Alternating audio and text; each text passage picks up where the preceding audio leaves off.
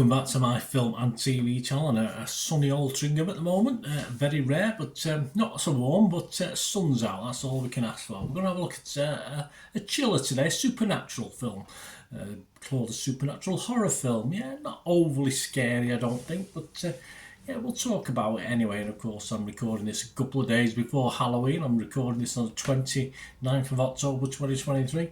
So all scores and comments are as at that date. Yes, we're going to look at something called Five Nights at Freddy's. Please, if you're new to the channel, push that subscribe button, push the bell notifications. Everything film and TV, reviews like this, information vlogs, lots of different things. Please jump on board, spread the word if you enjoy it, and give us a like, guys, give us a thumbs up, be much appreciated. Yes, 109 minutes, a little long, more of that in a moment. A 15 certificate, which I think is possibly fair enough, but again we'll talk about that. A supernatural horror, as I've said, based on the video game franchise of the same name. I don't know anything about that, in fairness. Created by Scott Cawthon, and it's directed by Emma Tammy, this one. Stars Josh Hutcherson, Elizabeth Lail, Piper Rubio, yes, the young star in this one, Mary Stuart Masterson and Matthew Lillard. So they all star in this, and it's about a troubled security guard. Well, that's the job he's got. That's not his whole aim in life, I don't suppose. A troubled security guard who accepts a nighttime job at an abandoned family entertainment centre. Looks all right to me. Could open it back up and make a few quid, apart from the killers inside. Where he discovers its 4 animatronic mascots come alive and are prone to murder people. Yes, as you do. Only horrible people, though. Perhaps not. Released on Peacock on October the 26th, 2023, and this was theatrically released a day later on the 27th by Universal. So check out availability where you can watch this one. The scores on the doors for this one. The critics, not overly impressed. We've got a big split here between the critics and the public. All these scores, as I said, at 29th of October. Rotten Tomatoes, just 25% positivity. That's 130 critics. An average rating of just 4.5 out of 10. Absolutely pathetic. Metacritic, the other one we look at, not a lot. 33 out of 100 based on 34 critics. So not a lot of love out there. They rated it just 2 were positive, 18 were mixed, and 14 were negative. Very, very poor. Helen O'Hara from Empire magazine, she quite liked it. She said creepy rather than scary, and more a ghost story than a monster movie. A bit like a grown-up Scooby-Doo to me, this one, in fairness. This has a good heart but feels a little toothless for something with so many killer robots. Yeah, and I think it's aiming at a younger audience, although the 15 rating won't help, of course. Neil Smith, though, from Total Film, he didn't like it so much. A ploddingly predictable gore-light yawner. He gave it 40 out of 100. What about the public? Well, the public are not too bad on it. Internet Movie Database are not as enamoured, but first of all, Rotten Tomatoes audience liked it. 89% positivity, 4.4 out of 5. That's not bad. Metacritic users, they like it, 8.2 out of 10. But not quite up there with that. Internet Movie Database, 22,000 scores and reviews, which is a lot at this stage. 5.6 out of 10. So yeah, just a little bit below that little 6 out of 10. I like to see that watchable score.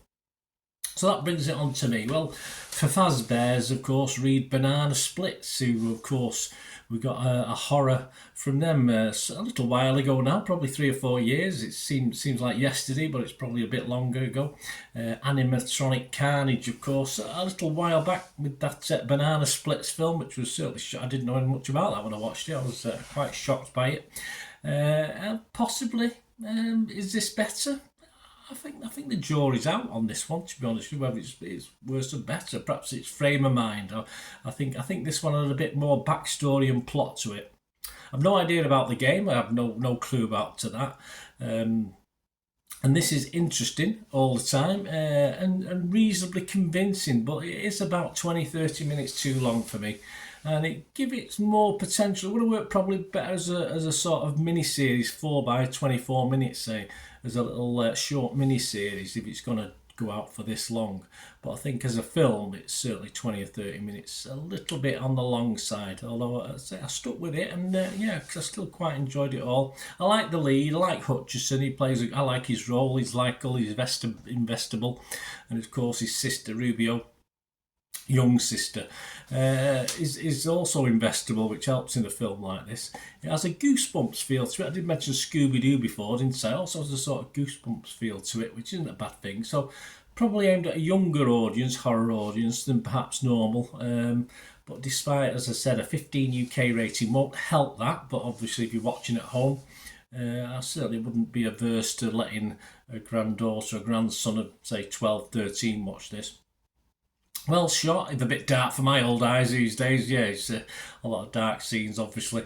And the second half of the film isn't quite as interesting as the first, but it's a bit like the animatronics. It sort of runs out of a little bit of power as it progresses. But overall, I liked it. I did like it. I thought I didn't expect much. As I said, I saw a couple of the critics' reviews and thought, oh, this is going to be rubbish.